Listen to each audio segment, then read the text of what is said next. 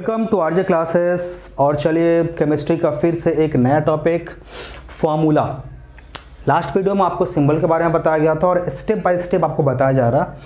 इसमें हम लोग करेंगे क्या, फार्मूला का। और इसके बाद नेक्स्ट वीडियो हम लोग करेंगे केमिकल इक्वेशन। जो केमिस्ट्री अगर आपको पढ़ना है तो केमिकल इक्वेशन सीखना है, और अगर केमिकल इक्वेशन सीखना है तो आपको फार्मूला पता होना चाहिए। अगर फार्मूला पता नहीं होगा तो फिर केमिकल इक्वेशन, केमिकल रिएक्शन आप सीखोगे कैसे।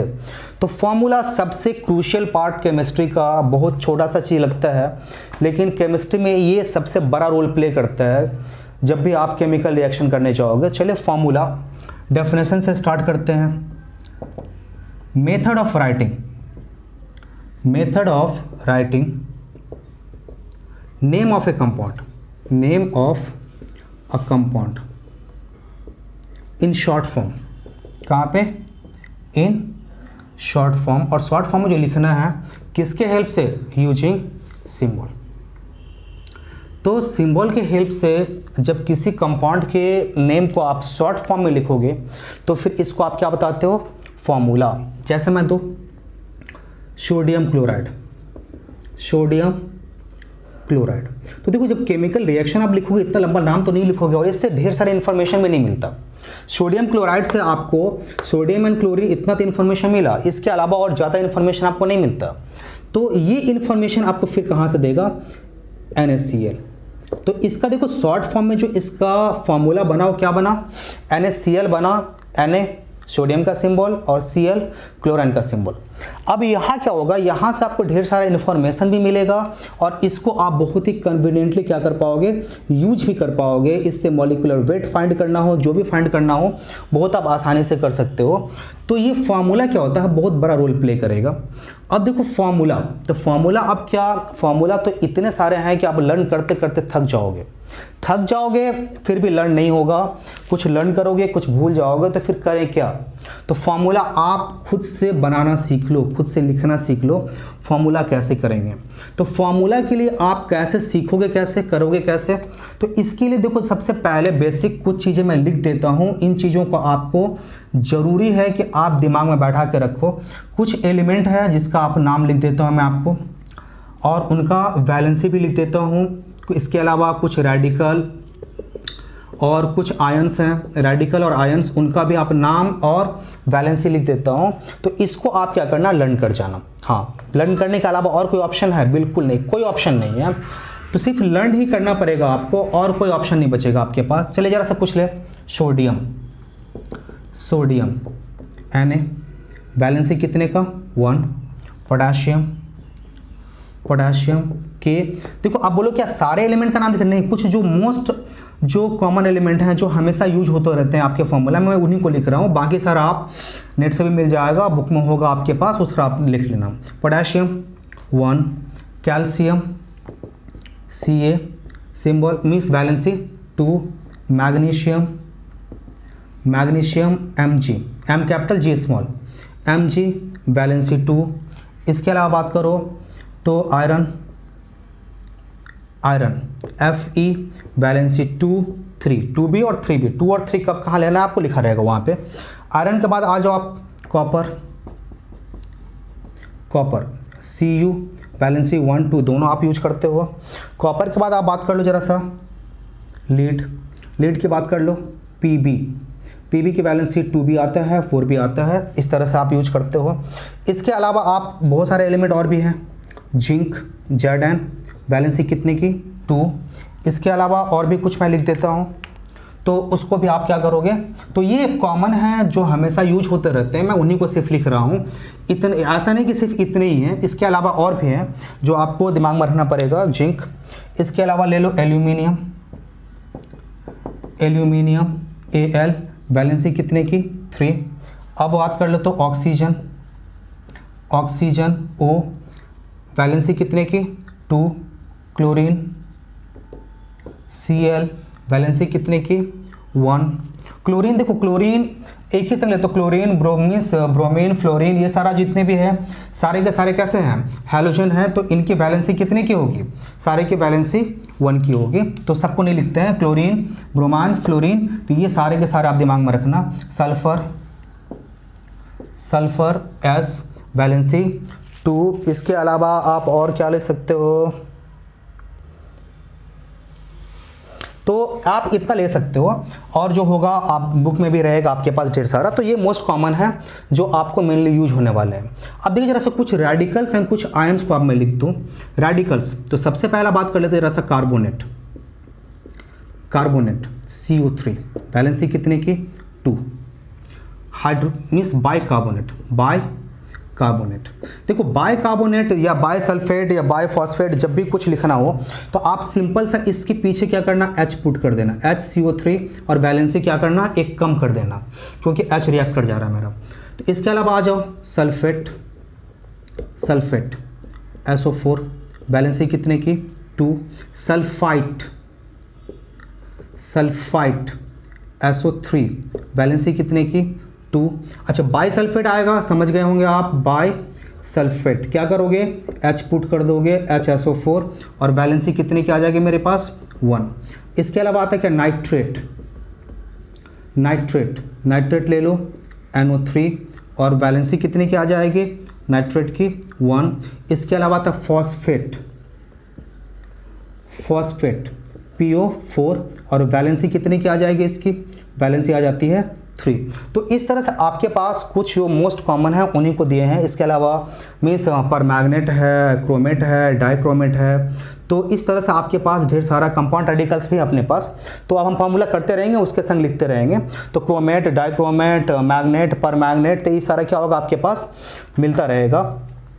अब हम लोग क्या करते हैं, केमिकल फार्मूला लिखना सीखते हैं कि आप कैसे केमिकल फार्मूला लिखोगे। तो चलिए जरा सा केमिकल फार्मूला लिखना स्टार्ट करते हैं। तो चलो अब कुछ फार्मूला कर लेते हैं। ये सारे के सारे फार्मूला क्या है, सिंपल रेडिकल या सिंपल आयंस के संग है। अब लिखते कैसे हैं, देखो पहला सोडियम क्लोराइड, तो किस किस से मिलकर बना हुआ है, सोडियम से मिलकर बना हुआ, और क्लोराइड। क्लोराइड मतलब क्या, देखो जब आप आयंस को या एलिमेंट को जब आप लास्ट में आप रेडिकल के तौर पे या आयन के तौर पे यूज करते हो, लास्ट में क्या लगेगा DE। जैसे जनरली क्या होता है, क्लोरीन होता है, तो क्लोरीन को लेकिन जब आप आयंस के तौर पे या रेडिकल के तौर पे यूज करोगे तो क्या हो जाए, क्लोराइड। तो चलिए सोडियम लिख लेते हैं, सिंबल सोडियम का, क्लोराइड Cl। अब वैलेंसी लिखते हैं, सोडियम की वैलेंसी 1, क्लोरीन की वैलेंसी 1, कर लो क्रेस क्रॉस, कितना मिला आपके पास NaCl। मतलब इसका नंबर क्या होगा इसके संग, और इसकी जो वैलेंसी था इसके संग, दोनों का सेम है, तो कोई आपके पास वैलेंसी नहीं आ रहा। दूसरा आ रहा है क्या, मैग्नीशियम ऑक्साइड।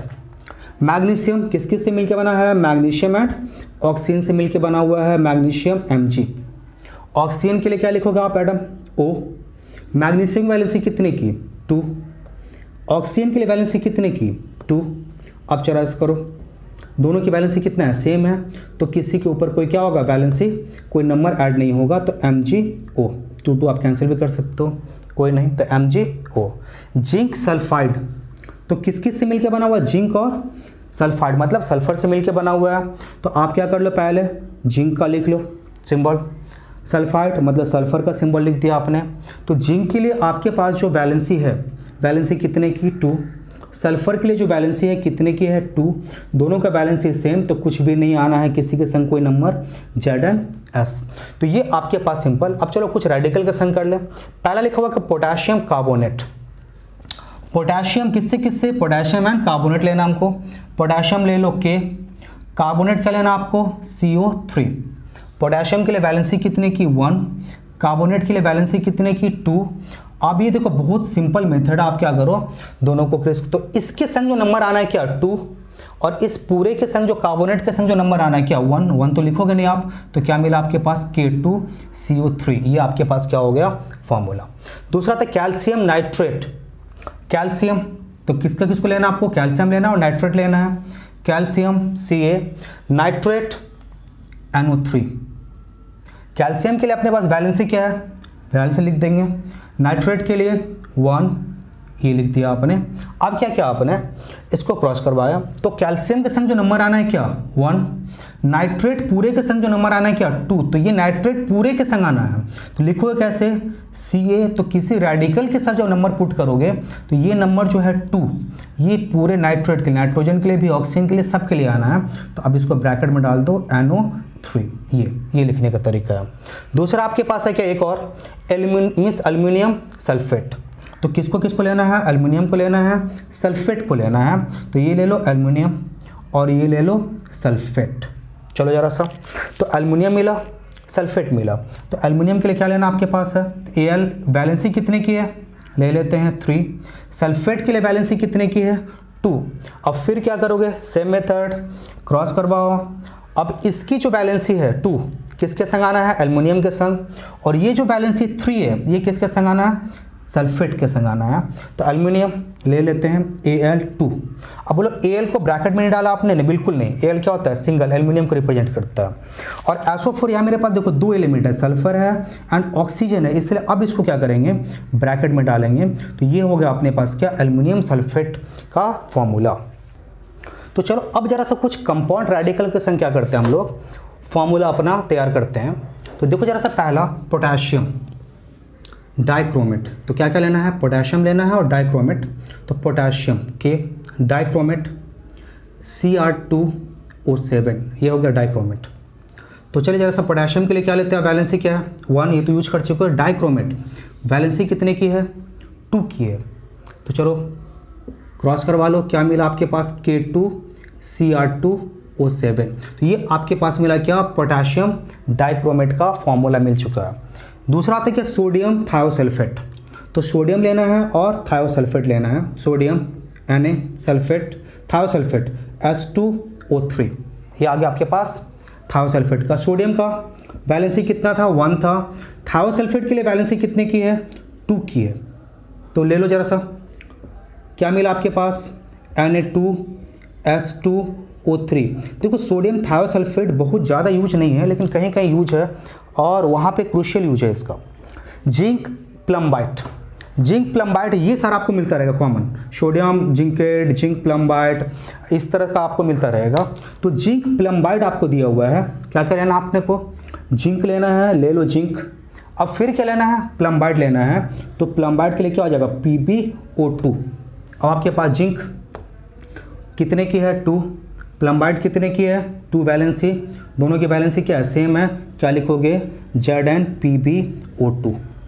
अब एक और आता अपने पास क्या, एल्युमिनियम क्लोरेट।